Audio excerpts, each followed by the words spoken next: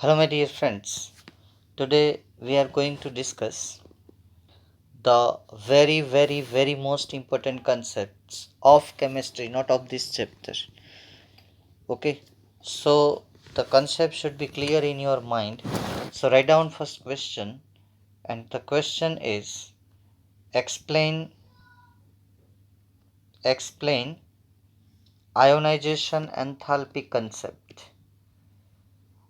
If concept regarding atomic radius, ionic radius is ready, then this concept is not that much difficult for you. So you know very well the electrons are attracted by positively charged nucleus. अब ये एक बार बार बात कर चुके हैं हम लोग.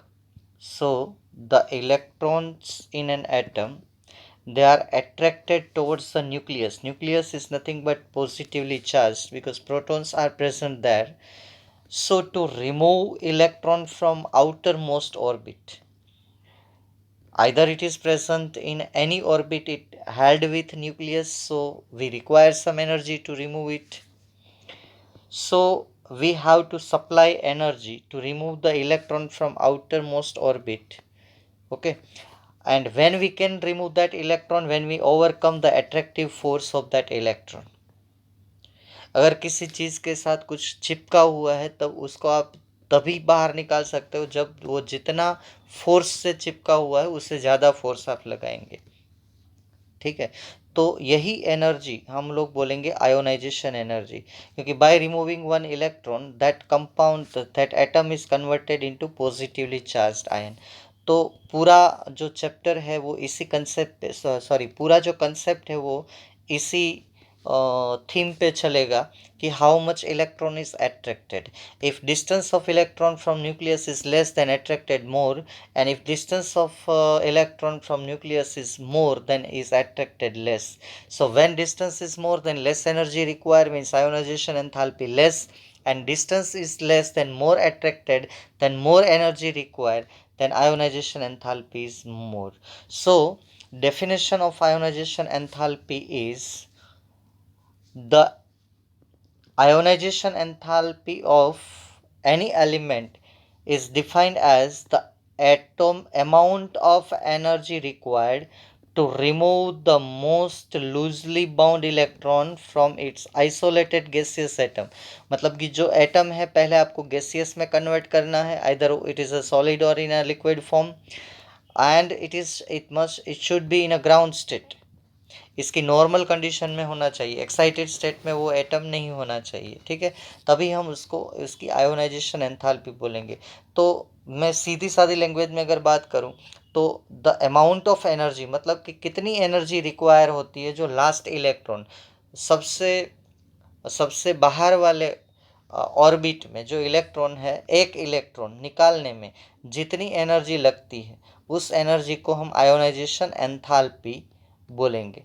Okay, तो यहाँ पे इक्वेशन से हम रिप्रेजेंट ऐसे कर सकते हैं कि चलिए कोई एटम है पीरियोडिक टेबल का, इसको ए गैस सपोज कर लेते हैं, उसमें से हमने एक इलेक्ट्रॉन निकाला, तो जो एंथैल्पी है, एंथैल्पी जनरली थर्मोडायनेमिक्स में यूज़ होती है, उसको हम इस एंथैल्पी को, एंथैल्पी मतलब द अमाउंट ऑफ एनर्जी, उसको साइंटिफिक लैंग्वेज में एंथैल्पी बोलते हैं, उसको हम आयोनाइजेशन एंथैल्पी बोलेंगे. तो ये एंथैल्पी का सिंबल है, बीच में आई डाल देते हो तो उसको आयोनाइजेशन एंथैल्पी का सिंबल बोलेंगे. ठीक है, तो इसका यूनिट जो है वो इलेक्ट्रोवोल्ट. अगर एक एटम में से एक इलेक्ट्रॉन निकालते हो तो इलेक्ट्रोवोल्ट पर एटम. अगर ये एक 1 मोल कंसीडर करते हो तो ये एनर्जी जो है यहाँ पे 1 मोल इलेक्ट्रॉन निकलेंगे और ये आयोनाइजेशन एंथैल्पी 1 मोल के लिए गिनी जाएगी. ठीक है, या तो एक एटम के लिए. तो ionisation enthalpy express either for 1 atom, that unit is electronvolt per atom, and kilojoule पर मोल, किलोजूल पर मोल. सो दोनों के बीच में रिलेशन क्या है कि एक इलेक्ट्रोवोल्ट पर एटम, ये रिलेशन कैलकुलेशन में काम आ सकता है या तो ऑब्जेक्टिव में काम आ सकता है। 1 electronvolt per atom is nothing but 96.49 kilo joule per mole. Value generally numerical दी जाती है, आपको याद रखने की ज़रूरत नहीं है। अगर आप परफेक्ट साइंटिफिक स्टूडेंट बनना चाहते हो तो वैल्यू याद रखनी भी ज़रूरी है। ठीक है, आपको कितना इंटरेस्ट है उस हिसाब से। वैल्यू में कुछ डिफ़िकल्ट नहीं है। पहले और लास्ट में 99 है, बीच में ये 10 है, 6 + 4 10। ऐसे आप डिजिट कुछ टेक्निकली याद रख सकते हो। ये पहली digit before decimal point, after last digit after decimal point same है 99, और बीच की जो 2 डिजिट है उसका टोटल 6.4 10 हो रहा है। Is it clear? Now it is not necessary that we have to remove only one electron. 1 electron निकल गया, उसके बाद हमें दूसरा निकालना है, उसके बाद अगर तीसरा निकालना है तो एक साथ तीनों नहीं निकलेंगे। First we have to remove first electron. What happens? Proton increases with respect to electron. Then we have to remove second electron. Then we have to remove third electron. फिर से एक बात दिखा दूं कि एक एटम के लिए अगर आयोनाइजेशन एंथैल्पी आप मेज़र करते हो तो यूनिट है इलेक्ट्रोवोल्ट पर एटम। अगर ये एक मोल कंसीडर करते हो तो एक मोल इलेक्ट्रॉन निकाल रहे हो तो एनर्जी रहेगी किलो जूल पर मोल। ठीक है, सिंबल में से लिख सकते हो। तो 1 electronvolt per atom is nothing but 96.49 kilo joule per mole. Now successive enthalpies. तो with a reaction I have explained you. Suppose this is the once again gaseous atom, first electron removed. This is called first ionization enthalpy. And from that positive ion, second electron removed and it gained positive charge. 1 electron removed, 1 plus charge, 2 electron removed, second electron removed, 2 plus charge. That is the second ionization enthalpy. Okay, so second ionization enthalpy is always unipositive ion. Third ionization enthalpy, then your main substrate is dipositive ion. तो A2 plus already बन चुका है, उसमें से अब हमें तीसरा electron निकालना है बाहर की ऑर्बिट से।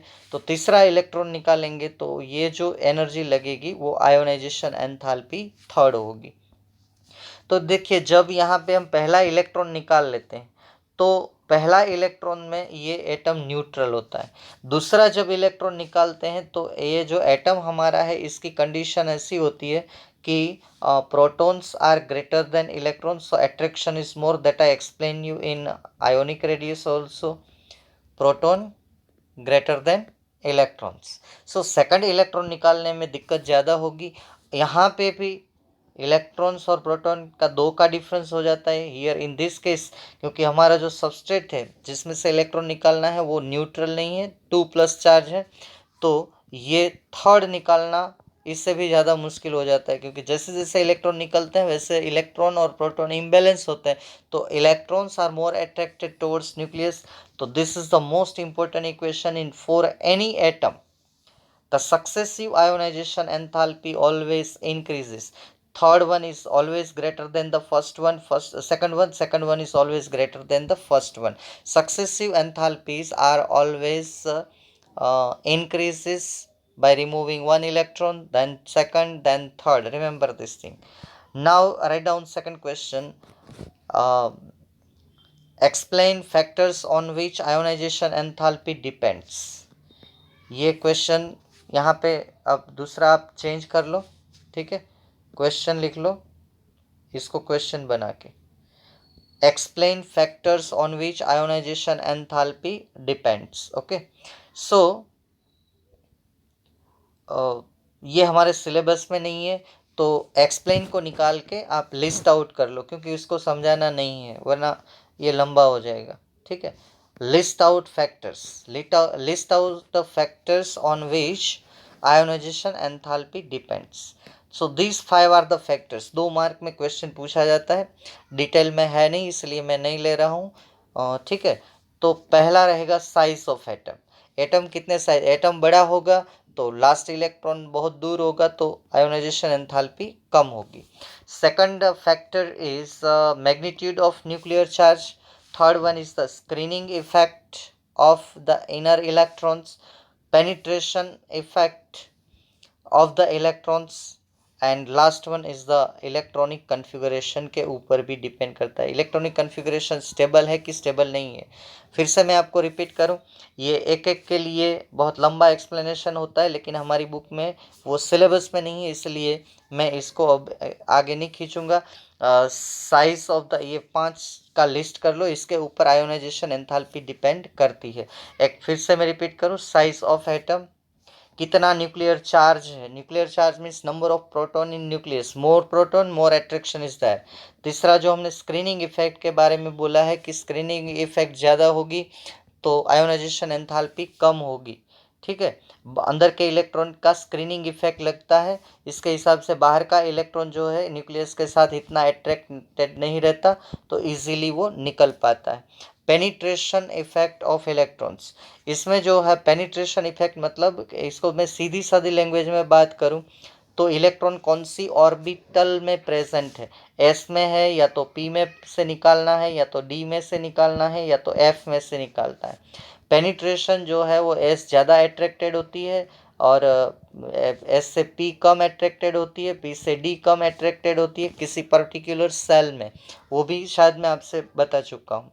ठीक है, तो ग्रुप और पीरियड में आयोनाइजेशन एंथैल्पी का वेरिएशन हमें देखना है। ठीक है, तो डिस्कस द वेरिएशन, यहाँ पे फिर से क्वेश्चन चेंज कर लो। After listing the factors affecting, right down another question here, discuss the variation of ionization enthalpy in the periodic table. यहाँ पे लिख लेना discuss the variation of ionization enthalpy in the periodic table. तो आपको graph देख के ही पता चल जाएगा, आपको वैल्यू, मैंने बार बार बोलता रहता हूँ कि वैल्यू से आपको कोई लेना देना नहीं है। ठीक है, वैल्यू को छोड़ दो। तो ग्रुप और पीरियड में ट्रेंड हमें दिखाना है, वेरिएशन क्या हो रहा है वो मैं आपको बता रहा हूँ। ठीक है, तो जनरल ट्रेंड और एक्सेप्शंस, रिमेंबर जनरल ट्रेंड और एक्सेप्शंस को ध्यान में रखना है। जैसे कि ये लिथियम से लेके नियोन, ये पीरियड नंबर 2 है। ठीक है, तो पीरियड नंबर 2 में देखिए, as the atomic number increases ionization enthalpy increase हो रही है यहाँ पे, और ये 3 में। दो जगह पे प्रॉब्लम है साहब, आप थोड़ा, आयोनाइजेशन एंथैल्पी दो जगह पे इंक्रीज नहीं हो रही है, डिक्रीज हो रही है। क्या हो रहा है? डिक्रीज हो रही। वो मैं दो जगह दिखा देता हूँ, वो आपको समझाना है कि why happens like this. Okay, एक ये जगह पे इंक्रीज होने की जगह पे डिक्रीज हो रही है ये, तो ये हमारा एक्सेप्शन 1 है and this one is exception 2 है। दोनों हमें समझाने हैं, वो लास्ट में समझाएंगे। तो जनरल ट्रेंड अभी दिखाना है, और ग्रुप में कोई एक्सेप्शन नहीं है। जैसे जैसे ग्रुप में as atomic number increases ionization enthalpy आप देखिए डिक्रीज होती जा रही है। ग्राफ का शेप याद रखना है आपको, ये ऐसे ऐसे और ऐसे डिक्रीज ही हो रही है, ऐसे सीधा स्ट्रेट नहीं ड्रॉ करना है। तो कोई भी एक ग्रुप नंबर 1, ये ग्रुप नंबर 1 के लिए ग्राफ है और ये पीरियड नंबर 2 के लिए ग्राफ है। ठीक है, ये कोई भी वैल्यू आपको लिखनी नहीं है, सीधा ग्राफ का शेप ऐसे ऐसे, ये जो जिगजैग है वो ड्रॉ करना है, क्योंकि इसमें एक्सेप्शन है दो, फिर से दिखा दो ये और ये। क्योंकि बोरोन, बेरिलियम से अगर आप बोरोन में जाएंगे तो आयोनाइजेशन एंथैल्पी इंक्रीज होनी चाहिए, लेकिन यहाँ 899 है, यहाँ 801 है, डिक्रीज हो रही है। नाइट्रोजन से ऑक्सीजन में जाएंगे तो जैसे एटॉमिक नंबर इंक्रीज होगा तो आयोनाइजेशन एंथैल्पी इंक्रीज होनी चाहिए, लेकिन डिक्रीज हो रही है, 14022 13414 हो रहा है। Why like this? ऐसा ग्रुप में नहीं हो रहा है। ग्रुप में लिथियम से सीधा आप जा रहे हो सीजियम तक, तो आयोनाइजेशन एंथैल्पी सक्सेसिवली डिक्रीज हो रही है। Based on this two graph I have to explain you the periodic trends. तो चलिए जनरल लिखेंगे, एक्सेप्शन को हम निग्लेक्ट अभी करेंगे क्योंकि एक्सेप्शन हर एक पीरियड में रहता है आयोनाइजेशन एंथैल्पी का। ठीक है, तो the exception of ionization enthalpy in each and every period we have to explain by giving suitable reason। लेकिन जनरल ट्रेंड ऐसा है कि in any period as we move left to right, मतलब कि in periodic table as we move left to right ऐसे, तो as atomic number increases atomic radius decreases, as atomic radius decreases then proton electron attraction increases. तो proton electron attraction outermost, ये जो electron में दिखा रहा हूँ ये आउटर मोस्ट इलेक्ट्रॉन है, आपको समझ लेना है। हर बार मैं लिखूंगा नहीं कि आउटर मोस्ट इलेक्ट्रॉन। तो proton and outer most valence electron attraction increases, तो उसको निकालना मुश्किल हो जाएगा, तो ionisation enthalpy also increases. So in a period, in short, अगर आप एक सेंटेंस में याद रखना चाहते हो, बीच में कोई टॉपिक आपको अगर परेशान कर रहा है, तो आप ऐसे याद रख सकते हो कि in a period from left to right as atomic number increases ionization enthalpy increases. Okay, और सम एक्सेप्शंस आर देयर। तो उस एक्सेप्शन के बारे में अगर हम बात करें तो वो लास्ट में करेंगे। मैंने पहले बोला आपको हर एक पीरियड में एक या दो एक्सेप्शंस मिलेंगे जो इस रेगुलर ट्रेंड में नहीं।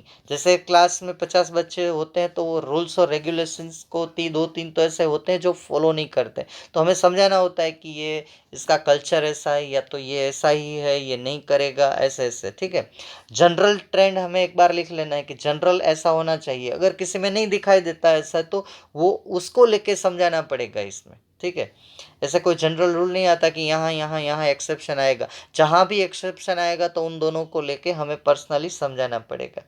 और in any group, as in any group, ये ट्रेंड मेजोरिटी हर एक ग्रुप के लिए रेगुलर है। अच्छी बात है आयोनाइजेशन एंथैल्पी में ये कि ग्रुप में एक्सेप्शंस कम आ रहे हैं या तो नहीं आ रहे हैं। इससे हमारे सिलेबस में बहुत कम देखने को मिलते हैं कि जहाँ आयोनाइजेशन एंथैल्पी में ग्रुप में बॉटम, टॉप टू बॉटम कोई एक्सेप्शन हो। As we move top to bottom, और you can say the down the group, top से अगर हम डाउन जाते हैं तो क्या होता है, तो as atomic number increases principal quantum number increases, down the group atomic radius increases, screening effect also down the group increases. तो जो प्रोटॉन है और बाहर का इलेक्ट्रॉन जो हमें निकालना है उसका अट्रैक्शन डिक्रीजेस। तो अट्रैक्शन बाहर का इलेक्ट्रॉन का न्यूक्लियस के साथ कम है तो निकालने में बहुत दिक्कत नहीं होगी, कम एनर्जी चाहिए। तो डाउन द ग्रुप हमें आयोनाइजेशन एंथैल्पी बहुत कम लगेगी।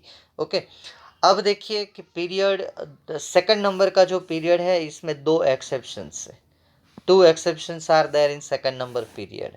एक एक्सेप्शन तो ये है कि ionization enthalpy of beryllium is greater than ionization enthalpy of boron.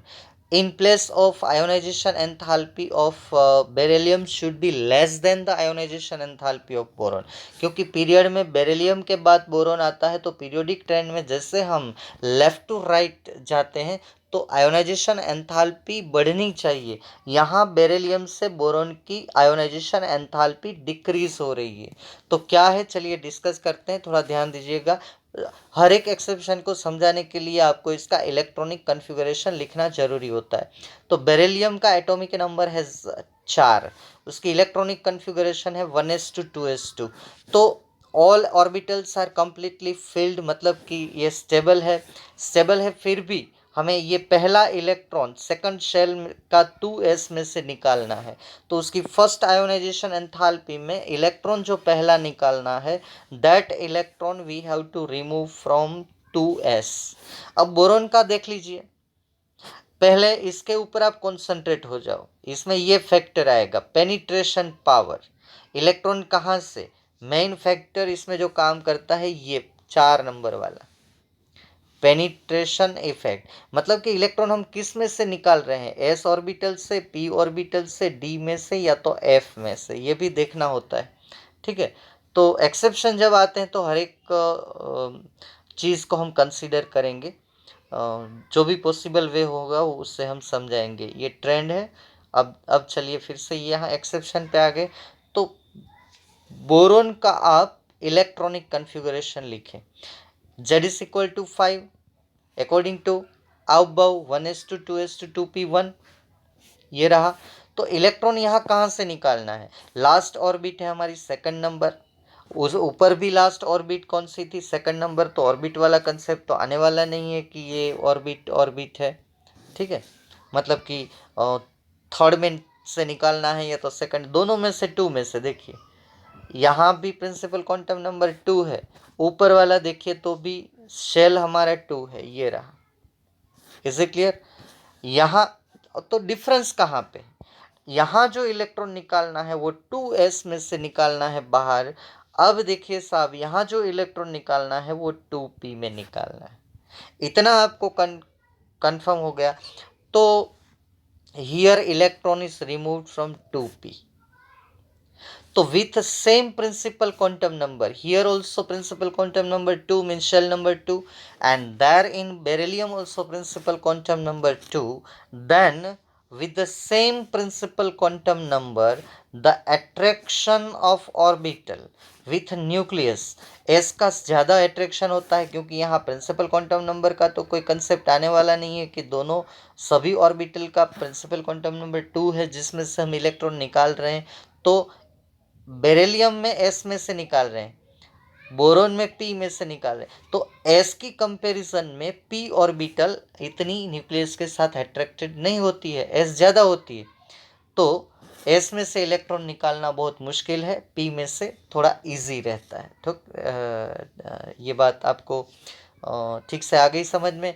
तो it is easy to remove electron, it is easy to remove electron from 2p with respect to 2s। तो यहाँ एनर्जी कम लगेगी, यहाँ energy ज़्यादा लगेगी। तो अब सीधा स्टेटमेंट आ गया कि ionization enthalpy of beryllium is greater than the ionisation enthalpy of boron. अब देखिए आयोनाइजेशन एंथैल्पी, दूसरा एक्सेप्शन पीरियड नंबर 2 में, यही दो ही हमारे सिलेबस में, बाकी पीरियड का एक्सेप्शन हमें नहीं देखना है, आप टेंशन मत लीजिए। और आपके सामने आ गया तो ये जो दो एग्जाम्पल है, उसी एग्जाम्पल से आप नेक्स्ट पीरियड में यही कंसेप्ट नेक्स्ट पीरियड में लगेगा।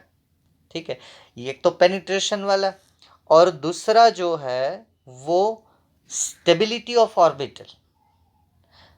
ठीक है, तो वहां पे कौन सा वो फैक्टर था, इलेक्ट्रॉनिक कन्फिगरेशन, वो देखनी है आपको, ग्राउंड स्टेट में इलेक्ट्रॉनिक कन्फिगरेशन स्टेबल है कि अनस्टेबल है। तो ये दूसरा एक्सेप्शन है, नाइट्रोजन पीरियड में पहले आता है, ऑक्सीजन बाद में आता है। तो left to right ionization enthalpy बढ़नी चाहिए। तो यहाँ पे ऑक्सीजन में आयोनाइजेशन एंथैल्पी नाइट्रोजन से कम है, मतलब कि ये ट्रेंड ठीक से काम नहीं यहाँ पे कर रहा है।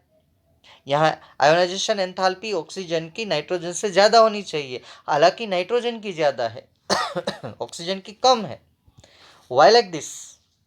So first write down the electronic, in all the exception cases, first write down electronic configuration, then everything will be clear for you. Okay, so electronic configuration is 1s2 2s2 2p3। तो यहाँ पे देखिए half filled orbital, मतलब कि half filled, सो highly stable orbital. तो जो orbital highly stable होती है, हाफ फील्ड हो या कंप्लीटली फील्ड हो, तो हाफ फील्ड ऑर्बिटल में से इलेक्ट्रॉन निकालना डिफिकल्ट होता है। तो यहाँ पे वो कंसेप्ट नहीं है। प्रिंसिपल क्वांटम नंबर फिर से दोनों में सेम है, ऑर्बिटल भी सेम है। नाइट्रोजन में से हमें इलेक्ट्रॉन निकालना है, वो भी पी ऑर्बिटल से। ऑक्सीजन में जो इलेक्ट्रॉन निकालना है, आयोनाइजेशन करना है उसका, वो भी हमें करना है पी ऑर्बिटल से। ठीक है, तो यहाँ पे क्या प्रॉब्लम है, तो यहाँ पे जो 2p4 ये स्टेबल नहीं है। और एक बात ध्यान में रखिए कि ये एक इलेक्ट्रॉन अगर निकाल देता है तो इसकी इलेक्ट्रॉनिक कन्फिगरेशन हो जाएगी 2p3, ऑक्सीजन प्लस हो जाएगा और ये 2p3 स्टेबल हो जाएगी। ठीक है, तो उसको पता है कि मैं एक इलेक्ट्रॉन दे दूंगा ऑक्सीजन को, तो मैं नाइट्रोजन की तरह मेरी भी ऑर्बिटल स्टेबल हो जाएगी 2p3। तो by removing one electron it becomes stable and its electronic configuration becomes 2p3 and half filled is stable, already we discussed in stability concept of chapter 2। ठीक है, तो removing of electron is easy in oxygen with respect to nitrogen, क्योंकि nitrogen में 2p3 already present है in ground state, यहाँ पे 2p4 है, one electron remove करके वो स्टेबल हो रहा है, तो ऑक्सीजन में से इलेक्ट्रॉन निकालना इजी रहेगा। तो due to this reason, due to electronic configuration, due to stability concept, here to remove one electron from oxygen is easy with respect to remove electron from nitrogen. So the result is in front of you. So ionization enthalpy of nitrogen is greater than the ionization enthalpy of oxygen. In place of ionization enthalpy should be ionization enthalpy of nitrogen should be less with respect to ionization enthalpy of oxygen. Is it clear? तो यहाँ पे पूरा बहुत ही सीधा साधा concept है। जितना भी फैक्टर आपको याद रखना है, फैक्टर में जहाँ जहाँ आएंगे फैक्टर, और उस टाइम पे मैं याद करूँगा कि ये फैक्टर हमने, ये मैं फैक्टर यहाँ पे आपके साथ डिस्कस कर सकता था, लेकिन अभी ज़रूरत नहीं है। जब भी ज़रूरत पड़ेगी तो जब मैं फैक्टर याद करूँगा तो आपको ये याद आना चाहिए कि हाँ, ये आयोनाइजेशन एंथैल्पी में ये फैक्टर था। ठीक है, जैसे कि मुझे कभी कभी इनऑर्गेनिक केमिस्ट्री में 12th स्टैंडर्ड में ज़रूरत पड़ सकती है कि यहाँ क्यों ये प्रॉब्लमेटिक है इलेक्ट्रॉन निकालना। तो साइज ऑफ एटम मैटर, ये थोड़ा मैं 2 मिनट का टाइम लेके समझा देता हूँ। मानो कि ग्रुप में साइज ऐसे होती है, आपको पता है, और पीरियड में साइज ऐसे घटती जाती है, आपको पता है। तो जैसे साइज कम होती है तो यहाँ आयोनाइजेशन एंथैल्पी इंक्रीज होती है। अगर आपको साइज भी पता चल जाए और down the group size increase होती है तो ये न्यूक्लियस है और ये इलेक्ट्रॉन है, ये इसका डिस्टेंस बढ़ जाता है, तो यहाँ ionisation enthalpy down the group decrease हो रही है। तो ये फैक्टर है साइज। दूसरा है मैग्नीट्यूड ऑफ न्यूक्लियर चार्ज। इसकी अगर मैं आपके साथ डिस्कशन करूं तो जैसे जैसे न्यूक्लियर चार्ज बढ़ता है, मानो कि टू प्रोटॉन है और 2 इलेक्ट्रॉन है, तो इसका अट्रैक्शन होगा अगर 10 प्रोटॉन है और 10 इलेक्ट्रॉन है किसी एटम में, तो ये जो अट्रैक्शन है ये कम होगा, ये ज़्यादा होगा। जैसे जैसे न्यूक्लियर चार्ज बढ़ता जा रहा है वैसे वैसे वो इलेक्ट्रॉन को अपनी तरफ खींचने की टेंडेंसी ज़्यादा होगी, तो अपनी तरफ फुल फोर्स से खींचेगा। तो ऐसे जैसे आप पीरियड में लेफ्ट टू राइट ऐसे जा रहे हो किसी भी पीरियड में, तो न्यूक्लियर चार्ज बाय 1 इलेक्ट्रॉन बढ़ता जा रहा है, 1 प्रोटॉन 1 इलेक्ट्रॉन, सो अट्रैक्शन इंक्रीजेस। तो एटॉमिक रेडियस में भी वही कंसेप्ट था। तो जैसे हम बढ़ रहे हैं पीरियड में लेफ्ट टू राइट, तो ये कंसेप्ट यहाँ पे काम करेगा, उसमें आयोनाइजेशन एंथैल्पी बढ़ेगी। और स्क्रीनिंग इफेक्ट, जो अगर आपको स्क्रीनिंग इफेक्ट समझ में आ गई, जैसे कि ये न्यूक्लियस है, ये पहला शेल है, ये दूसरा शेल है, ये तीसरा शेल है, और ये 4th नंबर का सेल है, और यहाँ पे हमारा वैलेंस इलेक्ट्रॉन। ठीक है, तो यहाँ पे जो इलेक्ट्रॉन है वो स्क्रीनिंग इफेक्ट, मतलब कि न्यूक्लियस को इतना ढक देते हैं। ठीक है, S P D F orbital सबकी स्क्रीनिंग इफेक्ट लगती है। इसके बारे में मैंने आगे बात की है आपसे शायद। तो ये इलेक्ट्रॉन निकलना आसान, तो आपको अगर पता चल जाए कि यहाँ स्क्रीनिंग इफेक्ट ज़्यादा है ना, ये जो स्क्रीनिंग इफेक्ट है मुझे यूज में लेनी है पी ब्लॉक एलिमेंट में। जब मैं 11th में पी ब्लॉक एलिमेंट आपसे डिस्कस करूं, या तो मैं 12th में पी ब्लॉक एलिमेंट डिस्कस करूंगा, तब मैं हर बार ऐसा बोलता रहूंगा कि ड्यू टू स्क्रीनिंग इफेक्ट ये हो रहा है, तो आपको समझ में आ जाना चाहिए। वरना अगर ये स्क्रीनिंग इफेक्ट नहीं होती तो ये इलेक्ट्रॉन ज़्यादा अट्रैक्टेड होता, तो ये इजीली निकल रहा है, इजीली नहीं निकलता है। तो स्क्रीनिंग इफेक्ट थोड़ा डीप में हम समझेंगे जब आएगा तब। अभी इतना अगर समझ में आ जाए तो ठीक है। अब ये तो मैंने डिस्कशन किया पेनिट्रेशन इफेक्ट। अगर इलेक्ट्रॉन एस में से निकालना है, मानो कि प्रिंसिपल क्वांटम नंबर सेम है, मानो कि एस n=3 है, और इसमें एस होती है, पी होती है और डी होती है। चलो एफ भी लेना है तो मैं प्रिंसिपल क्वांटम नंबर 4 भी ले लूँ, एफ। तो एस में से इलेक्ट्रॉन निकालना डिफिकल्ट रहता है with respect to P, P में से निकालना डिफिकल्ट रहता है विथ रिस्पेक्ट टू डी, अगर एफ में से निकालना है तो डी से ज़्यादा तकलीफ होगी। हालांकि निकालना 4th सेल में से ही है, लेकिन कंपेरेटिवली किसी सेल में से निकालना है, दैट इज इम्पोर्टेंट, क्योंकि S more attracted towards nucleus किसी भी सेल में है, P less attracted with respect to S, D less attracted with respect to P. तो ऐसे आपको पेनिट्रेशन इफेक्ट भी इलेक्ट्रॉन की देखनी होती है, और इसी हिसाब से हमने पहला एक्सेप्शन समझाया है। इसके बाद जो दूसरा एक्सेप्शन समझाया है वो मैंने ये 5th नंबर का लेके, इलेक्ट्रॉनिक कन्फिगुरेशन अगर स्टेबल है, स्टेबल इलेक्ट्रॉनिक कन्फिगुरेशन अगर किसी एटम की है तो उसमें से इलेक्ट्रॉन निकालना डिफिकल्ट होता है। तो ये मैंने आपको आइडिया दिया है, आपको अगर नोट करना है ये सुन के तो आप नोट कर सकते हो। जैसे कि साइज ऑफ एटम, अगर शॉर्ट में इफेक्टिवली मैं नोट करना चाहूँ तो size is inversely proportional to ionization enthalpy. ये पहला रिलेशन, साइज बढ़ेगी आयोनाइजेशन एंथैल्पी कम होगी। Magnitude of nuclear charge magnitude of nuclear charge is directly, short में, एकदम शॉर्ट में बोल रहा हूँ मैं, डायरेक्टली प्रोपोर्शनल। जैसे न्यूक्लियर चार्ज, प्रोटॉन बढ़ेंगे, आयोनाइजेशन एंथैल्पी बढ़ जाएगी। अब तीसरे में देखें तो वो इनवर्सली, स्क्रीनिंग इफेक्ट बढ़ेगी, आयोनाइजेशन एंथैल्पी घटेगी। जो बढ़ेगा और आयोनाइजेशन एंथैल्पी घटेगी तो हम बोलेंगे इनवर्सली प्रोपोर्शनल। पेनिट्रेशन इफेक्ट, उसमें कोई रिलेशन नहीं आता है, इसमें आपको ऐसे लिख सकते हो, S is penetrated more towards nucleus than the P, less sorry S greater than P, greater than D and greater than F. तो एस से निकालना मुश्किल होगा, एफ से निकालना आसान होगा, ठीक है। और इलेक्ट्रॉनिक कन्फिगरेशन में आप बोले तो स्टेबिलिटी कंसेप्ट लगेगा कि स्टेबल होगा, स्टेबिलिटी कंसेप्ट। ये फिर भी मैंने ना बोलते बोलते आपको समझा दिया, क्योंकि मेरा ये नेचर है कि मैं हर एक चीज़ को जब तक पूरा नहीं समझाता तो मुझे सेटिस्फेक्शन नहीं होता, ठीक है।